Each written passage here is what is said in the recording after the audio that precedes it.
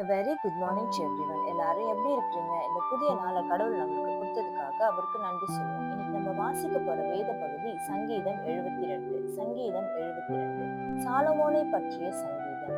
தேவனே, ராஜாவுக்கு உம்முடைய நியாய தீர்ப்புகளையும் ராஜாவின் குமாரருக்கு உம்முடைய நீதியையும் கொடுத்தருளும். அவர் உம்முடைய ஜனங்களை நீதியோடும் உம்முடைய ஏழைகளை நியாயத்தோடும் விசாரிப்பார். பர்வதங்கள் ஜனத்திற்கு சமாதானத்தை தரும், மேடுகள் நீதியின் விளைவோடு இருக்கும்.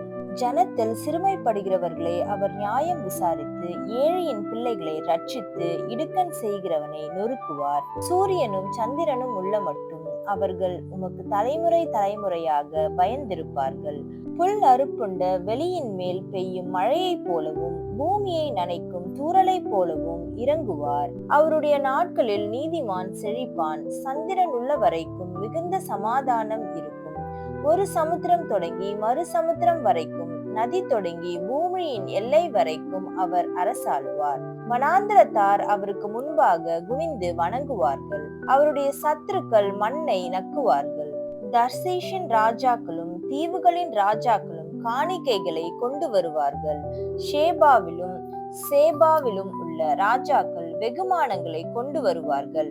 சகல ராஜாக்களும் அவரை பணிந்து கொள்வார்கள். சகல ஜாதிகளும் அவரை சேவிப்பார்கள். கூப்பிடுகிற எளியவனையும் உதவியற்ற சிறுமையானவனையும் அவர் விடுவிப்பார். பலவீனனுக்கும் எளியவனுக்கும் அவர் இறங்கி எளியவர்களின் ஆத்துமாக்களை ரட்சிப்பார். அவர்கள் ஆத்துமாக்களை வஞ்சகத்திற்கும் கொடுமைக்கும் தப்புவிப்பார். அவர்களுடைய ரத்தம் அவருடைய பார்வைக்கு அருமையாயிருக்கும். அவர் பிழைத்திருப்பார். ஷேபாவின் பொன் அவருக்கு கொடுக்கப்படும். அவர் நிமித்தம் இடைவிடாமல் ஜெபம் பண்ணப்படும்.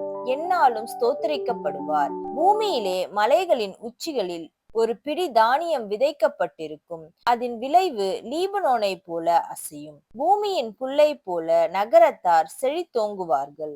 அவருடைய நாமம் என்றென்றைக்கும் இருக்கும். சூரியன் உள்ள மட்டும் அவருடைய நாமம் சந்தான பரம்பரையாய் நிலைக்கும். மனுஷர் அவருக்குள் ஆசிர்வதிக்கப்படுவார்கள். எல்லா ஜாதிகளும் அவரை பாக்கியமுடையவர் என்று வாழ்த்துவார்கள்.